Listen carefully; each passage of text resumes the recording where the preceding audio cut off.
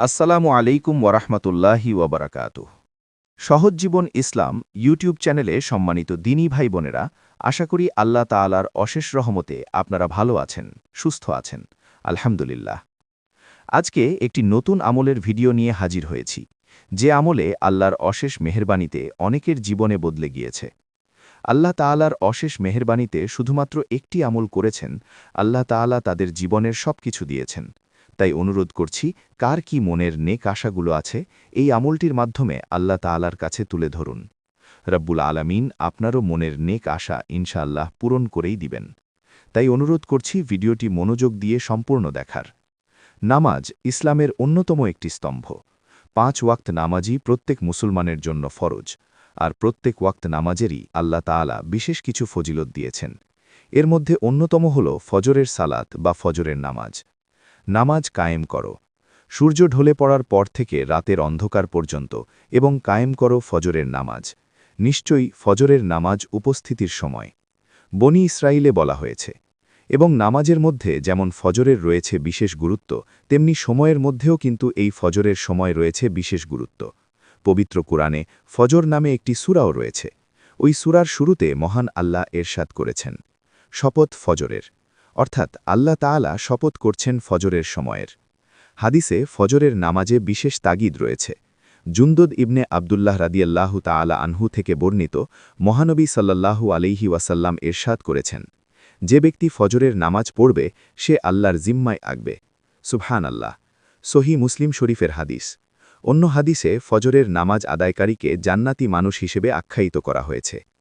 আবু মুসা আশারি রাদিয়াল্লাহু তাআলা আনহু থেকে বর্ণিত আছে, আল্লাহ রাসূল সাল্লাল্লাহু আলাইহি ওয়াসাল্লাম এরশাদ করেছেন, যে ব্যক্তি দুটি শীতল সময় নামাজ আদায় করবে সে জান্নাতে প্রবেশ করবে।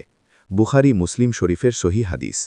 এই ফজরের গুরুত্বপূর্ণ নামাজের পরে আমাদেরকে আমলটি করতে হবে, কারণ ফজরের সময়ের দোয়া আল্লাহ তাআলা কবুল করে থাকেন। ফজরের নামাজ পড়লে দুনিয়া আখেরাতের সেরা বস্তু অর্জিত হয়ে থাকে। এই ফজরের ২ রাকাত নামাজ দুনিয়া তার মধ্যে যা কিছু আছে সব কিছুর চেয়ে শ্রেষ্ঠ। তাই এই সময়ের নামাজ আমরা আদায় করার পরে আমলটি করব। তাছাড়া ফজরের নামাজ দিয়ে যদি দিনটা শুরু করা হয়, তাহলে পুরো দিনের কার্যক্রমের একটা বরকতময় বা শুভ সূচনা হয়ে থাকে।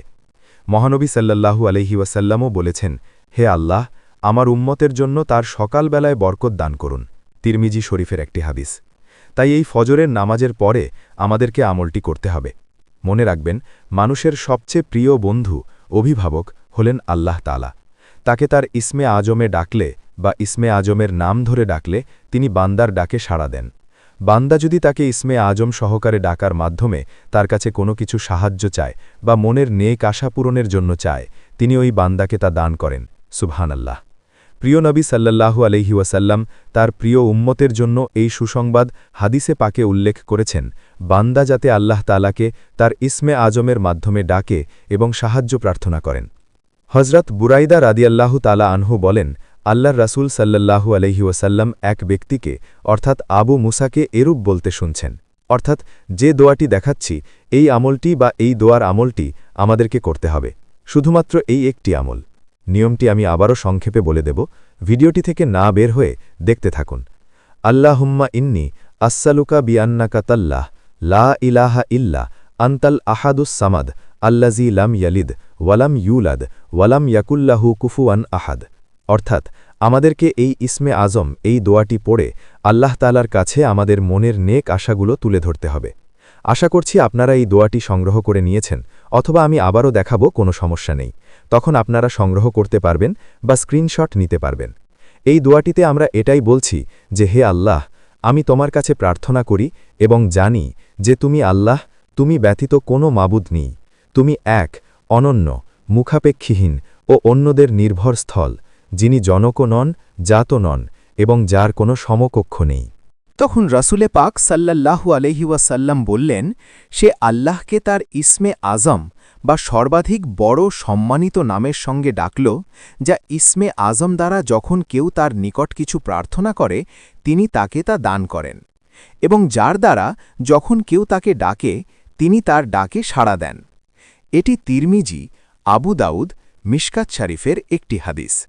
অর্থাৎ আমাদেরকে এই ইসমে আজমের নামটি ধরে ডাকতে হবে।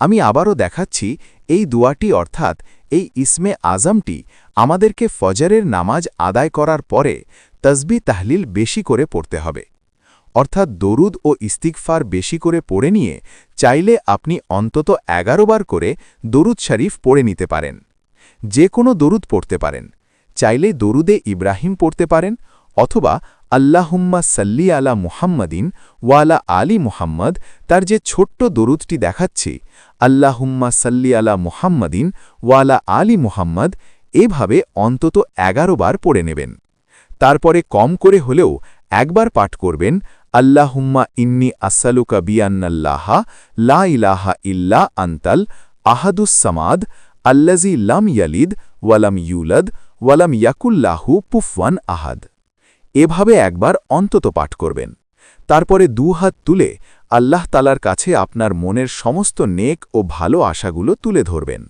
আশা করছি আপনার জীবনকেও আল্লাহ তালা বদলে দেবেন আপনার জীবনের সমস্ত আশা আকাঙ্ক্ষা পূরণ করেই দেবেন আজই আপনি আমলটি করুন নিয়ত করে আমলটি করুন আল্লাহ রব্বুল আলামিন যেন আপনাদের সকলের মনের নেক আশা এই ছোট্ট আমলের উসিলায় পূরণ করে দেন আমরাও দোয়া করি প্রত্যেকেই আমলটি করবেন এবং নিয়ত করে আমলটি করবেন আপনার নিকট আত্মীয় স্বজনদের কাছেও ভিডিওটি শেয়ার করে দিন যাতে করে এই উসিলায় আপনার উসিলায় অন্য কেউ আমলটি সম্পর্কে জানতে পারেন এবং এর সওয়াব আল্লাহ তাআলা যেন আপনাকেও দান করেন তাই অনুরোধ করছি শেয়ার করে দিন সকলে ভালো থাকুন সুস্থ থাকুন মহান রব আল্লাহ তাআলা যেন আপনাদের সকলের মনের নেক আশায় এই ছোট্ট আমলের উসিলায় পূরণ করেন আমিন আসসালামু আলাইকুম ওয়া রাহমাতুল্লাহি ওয়া বারাকাতুহু